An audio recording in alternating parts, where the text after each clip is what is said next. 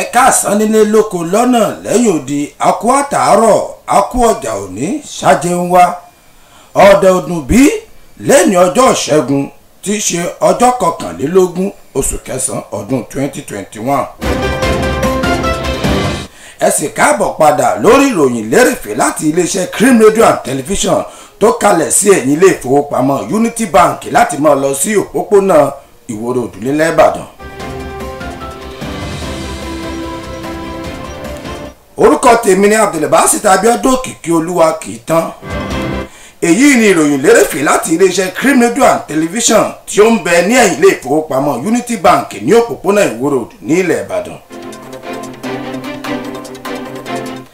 aláṣẹ àti olùdarí Michael Imodu National Institute for Labour Studies Comrade Isa Aremu tún gbìyànjú pẹ̀lú ṣíṣe àwọn àjọ National Association of Resident Doctors àjọ NARD àti tẹ̀lé àwọn ìlànà tí àwọn àjọ National Industrial Court wípé kí wọ́n gbìyànjú láti dẹ́kun ìyanṣẹ́lódì kí wọ́n lè bá tún jókòó papọ̀ mọ́ àwọn aláṣẹ ètò ààbò àti irúfẹ́ bẹ́ẹ̀. àwọn àjọ Nigeria Association of Resident Doctors NARD ti gùn lé ìyanṣẹ́lódì láti bíi 40 ọjọ́ fún àwọn oríṣiríṣi bíi owó oṣù àti àwọn owó àjẹmọ́nú ti ibi àrùn kògbóògùn COVID-19.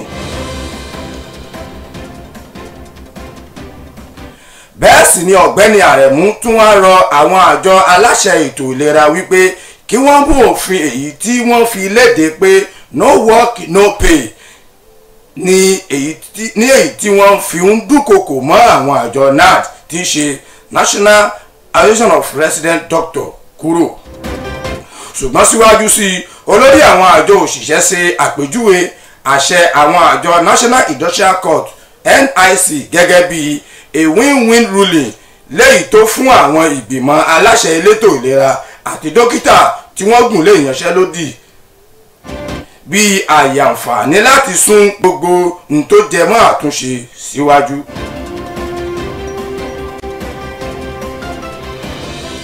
ibẹ̀ ni ó ti wá rọ àwọn àjọ NARD láti padà lọ ṣe ìdúnàdúrà láti rí dájú pé wọ́n fi ẹnu kò sọ̀ọ́dún lórí ọ̀rọ̀ náà léyìí tí ó so wọ́n papọ̀.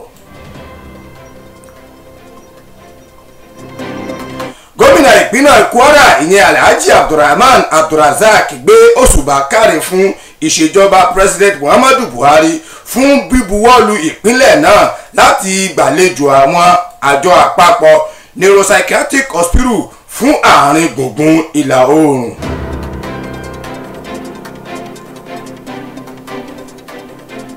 nínú ọ̀rọ̀ tí gómìnà náà fi léde lánàá òde yìí ni eléyìí tí akọ̀wé àgbà fún gómìnà ìyẹn Malam Rafiu Ajakaye ti buwọ́lù ni ó ṣe àpèjúwe ìyọ̀ǹda náà gẹ́gẹ́ bí àlá tí ó di mímúṣẹ fún ìpínlẹ̀ náà àti fún àwọn sẹ́nítọ̀ tí wọ́n wá láti ìpínlẹ̀ Kwara pàápàá jùlọ sẹ́nítọ̀ Yahaya olórí ẹgbẹ́ lẹ́yìn tó jẹ́ wípé wọ́n ṣe iṣẹ́ takuntakun lórí ọ̀rọ̀ náà.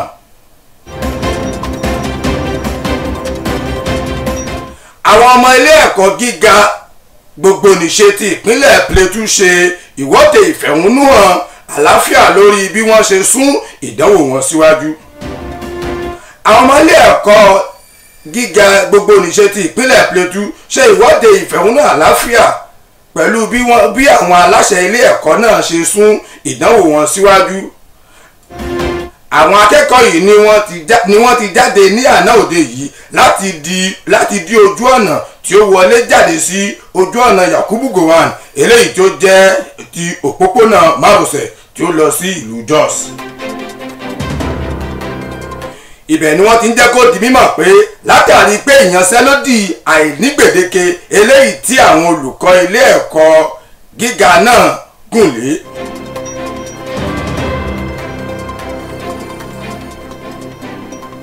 látàrí owó àjẹmọ́nú àti àwọn nǹkan mìíràn tí wọ́n béèrè fún lẹ́yìn tí ìjọba kùnà láti pèsè fún wọn.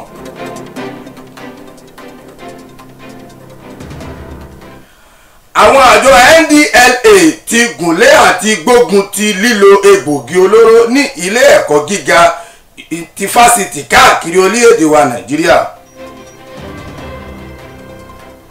Àwọn àjọ National Drug Law Enforcement Agency NDLEA ti fi léde pé èrò àwọn ni láti máa gbógun ti lílo egbòogi olóró káàkiri ilé ẹ̀kọ́ gíga fásitì ti ilẹ̀ wa Nàìjíríà, tí àwọn yóò sì rí dájú pé àwọn kápá irúfẹ́ lílo egbòogi olóró náà.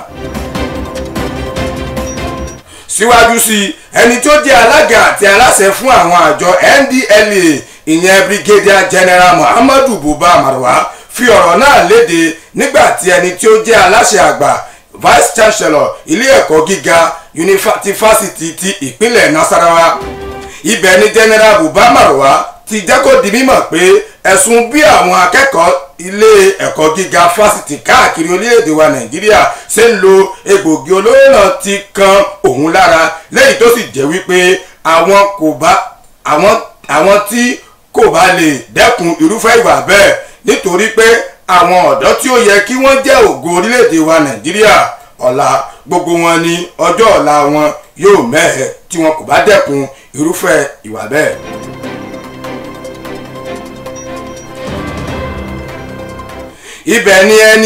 Ibẹ̀ ni ó ti kí àwọn alámòjútó ilé ẹ̀kọ́ gíga fásitì káàkiri orílẹ̀-èdè wa Nàìjíríà fún ìgbésẹ̀ akọni tí wọ́n gbé, bẹ́ẹ̀ sì ni ó tún ṣe àpèjúwe ilé ẹ̀kọ́ gíga fásitì gẹ́gẹ́ bí àjọ tí ó ṣe bá ṣe papọ̀.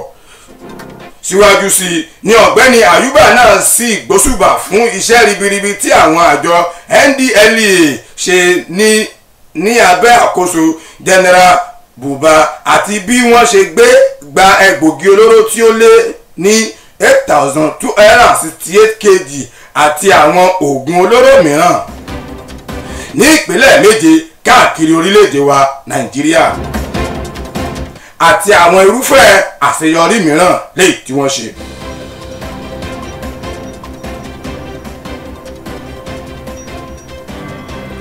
Àwọn tí wọ́n kọ́ wọrí pẹ̀lú ọ̀gá àgbà náà ni Director of the Institute of Governance and Development Studies Professor Andrew Samani, Linkage and International Cooperation Dr. Kitiko Ngaruba, Center for Gender Studies Dr.